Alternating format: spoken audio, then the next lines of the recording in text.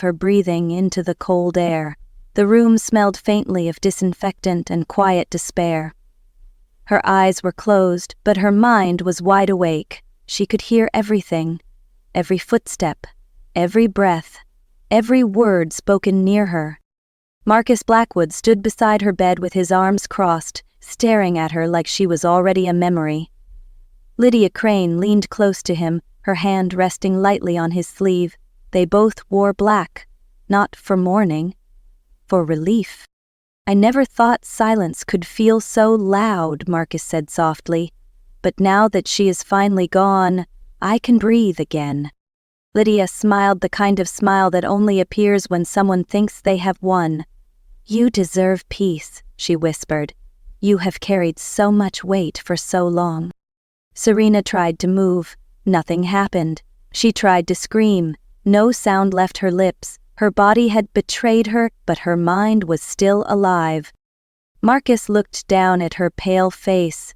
"All those years she tried so hard to please everyone," he said with a small laugh. "Cooking, cleaning, running herself into the ground, and for what? Nobody even cared."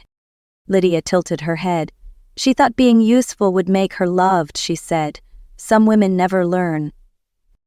They laughed, not loudly, but quietly and cruelly, the kind of laughter that cuts deeper than shouting ever could. Serena remembered every meal she cooked, every late night she stayed awake just to make sure Marcus was comfortable, every time she swallowed her pride just to keep peace in the house. Now she lay here listening to the people she loved plan her disappearance. "We should keep the funeral simple," Marcus said. "No need to waste money." Lydia nodded. "Something small and quick, just enough to get it over with." "Get it over with." Those words echoed inside Serena like a knife. A doctor had told them earlier that she was in a coma, not dead, that there was still a chance she could wake up. Marcus had waved it off.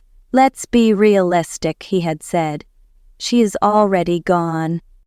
Serena heard that too. Inside her mind she was screaming, "I am here. I can hear you. I am still alive." But her lips did not move. They sat there talking about her like she was already buried, like her life was just an inconvenience finally removed. And as they planned her funeral beside her bed, Serena made one silent promise to herself. If she ever opened her eyes again, nothing would ever be the same. Before she became the woman lying in a hospital bed, Serena Blackwood was someone very different. She had not always been quiet. She had not always been small. There was a time when she walked into rooms with confidence, when people listened when she spoke, and when her name carried weight. But none of that mattered when she met Marcus. Marcus was charming in a simple way. He laughed easily. He told stories about his dreams. He made Serena feel needed instead of admired. And for a woman who had spent most of her life being valued for what she could do that felt like love, so she chose a different life. Serena stepped away from boardrooms and contracts and meetings. She stopped letting her name open doors. She wanted to be a wife first, not a powerful woman. She wanted to be loved without money, without influence, without advantage. When she married Marcus, she moved into his modest house in San Diego. She cooked in a small kitchen, she folded his clothes, she made sure everything around him ran smoothly so he could chase his goals. At first he was grateful, he called her thoughtful, he called her kind, he told his friends how lucky he was. Then, slowly, that gratitude turned into expectation. If dinner was late, he frowned. If the house was not perfect, he complained. If Serena was tired, he acted annoyed. Her effort became invisible. Marcus' mother, Margaret, moved in not long after, and that was when things changed even more. Margaret watched Serena closely, judged everything she did. Nothing was ever good enough, not the food, not the cleaning, not the way Serena spoke or dressed. "A good wife does more," Margaret would say. "A good woman knows her place." Serena tried harder. She woke up earlier, stayed up later, took on more responsibility. She did it all quietly because she believed that love meant sacrifice. Marcus stopped thanking her, he stopped noticing her, but he kept taking. Serena paid bills, Serena fixed problems, Serena made sure everyone else was comfortable even when she was not. What no one knew was that Serena was not just a housewife.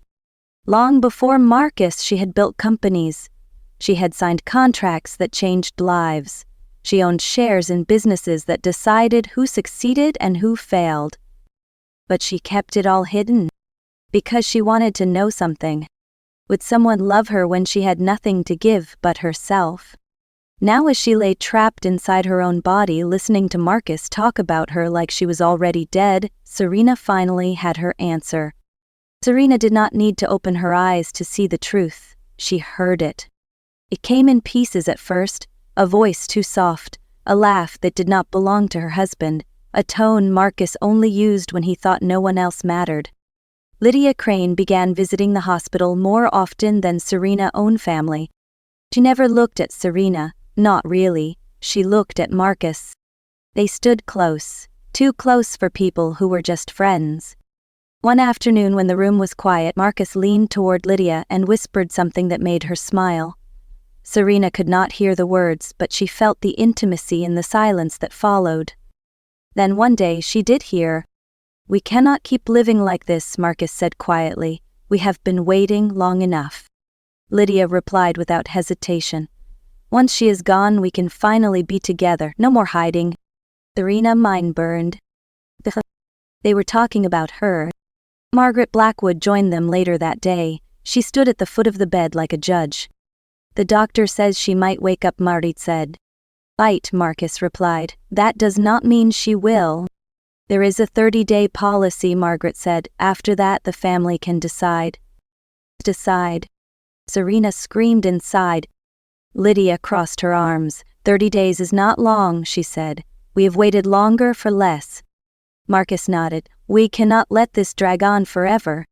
Margaret sighed. She was never strong enough for this family anyway. Serena felt something break inside her. They were not just betraying her, they were planning her end. The doctor tried to be careful when he spoke to them. He said Serena was in a coma, not dead. He said there was still hope. Marcus did not even look at him. "Let's be honest, doctor," he said. "She is already gone."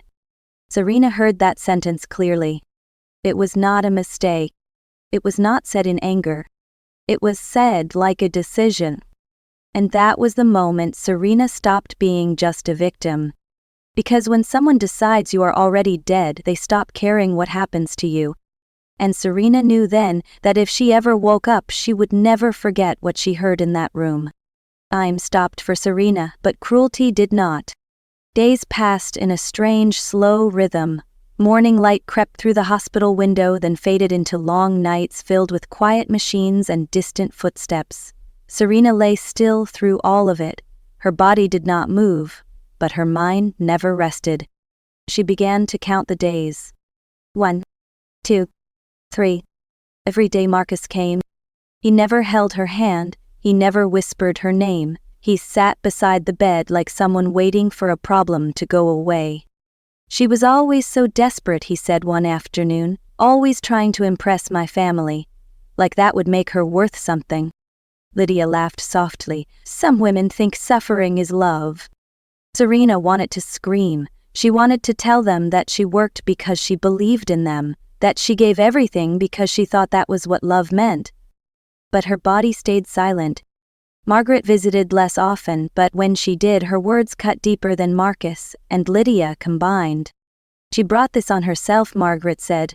"No woman should work that hard for people who do not need her." Serena counted another day. Nurses whispered outside the door. "They are already planning her funeral," one of them said. "It feels wrong." "Some people only show love when money is involved," another replied. Serena held on to that. On the 12th day, Lydia came dressed brightly like she was already celebrating. "She looks peaceful," Lydia said, "like she knows it is over." Marcus smiled. "She is not waking up." Serena felt anger rise inside her chest, not fear, not sadness. Anger. She started remembering who she was. The meetings she once led. The companies she built. The power she chose to hide. She had stepped away from that world because she wanted love. She wanted to know if someone would choose her without knowing what she could give them. Now she had her answer. On the 18th day she made a promise to herself. I will not die here. On the 21st day, her finger moved. A nurse froze. Doctors rushed in, machines beeped faster, hope slipped into the room quietly. On the 24th day, her eyes opened for a few seconds. The doctor smiled. She is coming back, he said. That night, Serena whispered with dry lips. Do not tell them yet. The doctor hesitated, then nodded. Serena kept listening. Marcus still laughed. Lydia still planned. Margaret still waited. They were counting days until she was gone. Serena was counting heartbeats. And she was not done yet. On the 26th day, Serena woke fully. The first thing she felt was pain. It rushed through her body like fire in every muscle. Her chest burned as she tried to breathe on her own. The machines around her beeped softly, but for the first time she was not trapped inside silence. Her eyes opened slowly. The ceiling above her blurred, then came into focus. A doctor stood beside her bed, frozen in disbelief. You are awake, he whispered. Serena tried to speak. Her throat felt like sand, her lips trembled. Yes, she said. Tears rolled down the sides of her face, not from weakness but from relief. She remembered everything, every word, every laugh, every plan. Please, she said after a long pause, do not tell anyone. The doctor frowned. Your family thinks you are still in a coma. I know, Serena said quietly. That is why I am asking. He studied her for a moment, then nodded. The next 2 days were a quiet battle. She learned how to sit up again, how to stand without falling, how to take steps without screaming. Every movement hurt, but she welcomed the pain. It reminded her she was alive. At night when the hospital went quiet, her memories came back louder. Marcus laughing. Lydia planning her funeral. Margaret waiting for her to disappear. Serena did not cry. On the 28th day, she left the hospital with a small bag and a steady heart. She stood outside the house she had once cleaned, the house she had served, the house that had broken her. Music spilled from inside, laughter, voices. They were preparing for her funeral. Serena took a slow breath. Then she walked forward. The house was full of noise. Chairs filled the yard. People in dark clothes moved back and forth. Music played softly from a speaker near the door. It felt less like a funeral and more like a gathering, waiting for something to be over. Marcus Blackwood stood in the middle of it all, giving orders with confidence. Move those chairs closer, he said. People will come early. Lydia Crane walked through the house like it already belonged to her. She laughed with guests. She pointed at decorations. She spoke like a woman who had already won. She would have liked this, Lydia said casually, simple and cheap, just like her life. They laughed. Serena stood at the gate watching everything. Every laugh cut her, every smile reminded her of the hospital room where they had celebrated her death. She stepped inside. Someone screamed. The entire yard froze. Marcus turned first. His face went pale. His mouth opened but no sound came out. Lydia stared like she was seeing a ghost. Margaret dropped the cup in her hand. It shattered on the ground. You are supposed to be dead, Marcus whispered. Serena looked around calmly, at the chairs, the decorations, her own funeral. You planned all this for me? She said quietly. Marcus stepped back. This is not real, he muttered. Lydia found her voice. Get her out of here, she snapped. Serena did not move. I heard all of you, she said. Every word, every laugh, every plan. Silence fell over the yard. Marcus swallowed hard. That is impossible. Serena reached into her bag slowly. She took out her phone. Proceed with the plan, she said calmly. Marcus' phone rang. He answered it with a forced smile that quickly disappeared. What do you mean terminated? He shouted. This has to be a mistake. Another call. Then another. Emails filled his screen. Access revoked. Contracts cancelled. Position terminated. Marcus' hands began to shake. Margaret grabbed his arm. What is happening? Marcus looked at Serena with fear in his eyes. I have been fired, he whispered. The yard filled with gasps. Lydia's eyes narrowed. Fired, she repeated. How? Serena took one step forward. You buried the wrong woman. Marcus stared at Serena like she was no longer human. What did you do? He whispered. How is this happening? Serena straightened her back. Her voice was calm but carried more power than any shout. You thought I was weak, she said. You thought I was nothing. That was your biggest mistake. She lifted her phone slightly. Own the companies that control your career. I own the banks that approve your loans. I own the contracts that decide who gets hired and who gets ignored. Marcus shook his head. You are lying. Serena tapped the screen. Documents appeared. Names, signatures, proof. I chose a simple life because I wanted to be loved for who I am, not for what I have, she said. I wanted to know if someone would stay when there was nothing to gain. Her eyes locked on Marcus. What I found was cruelty. She took another step forward. I heard you celebrate my death. I heard you plan my burial while my heart was still beating. Marcus' lips trembled. I did not know. You knew, Serena said quietly. You just did not care. She raised her phone again. From this moment on, no company connected to me will hire you. No partner will touch your name. No bank will trust you. Marcus fell to his knees. Margaret cried out, You cannot do this. Serena looked at her. You taught him how to treat me, she said. Lydia stepped back slowly. So you are rich, she said. Serena did not answer her.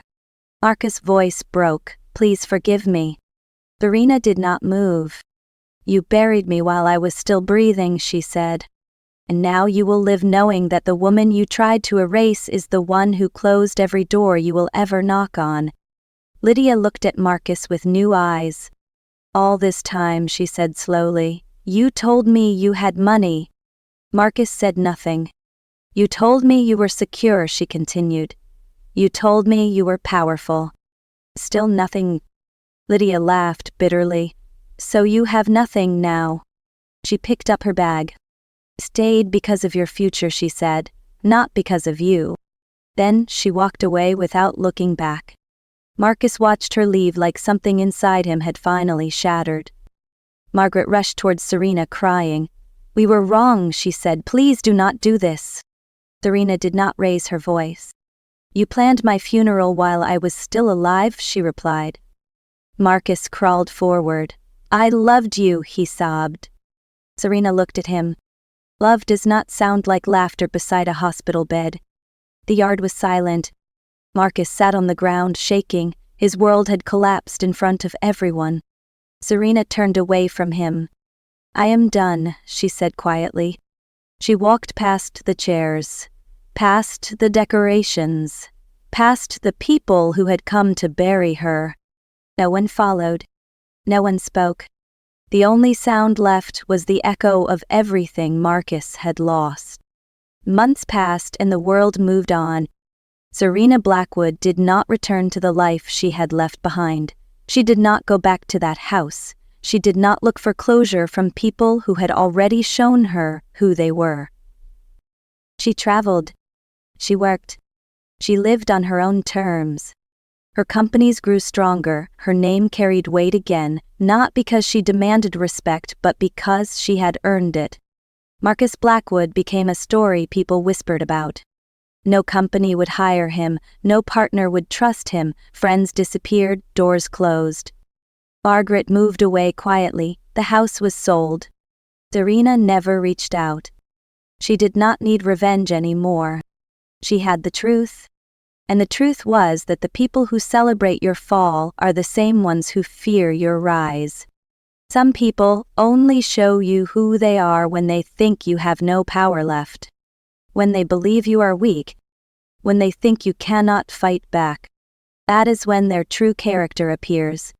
Serena Blackwood was never powerless. She only chose silence because she wanted love, not fear. But when people mistook her kindness for weakness, they revealed something far more important. They revealed who they really were. If this story moved you, take a moment to like and share it so others can find it too. Let me know in the comments where you are watching from and what part of Serena's story stayed with you the most. More powerful stories are coming.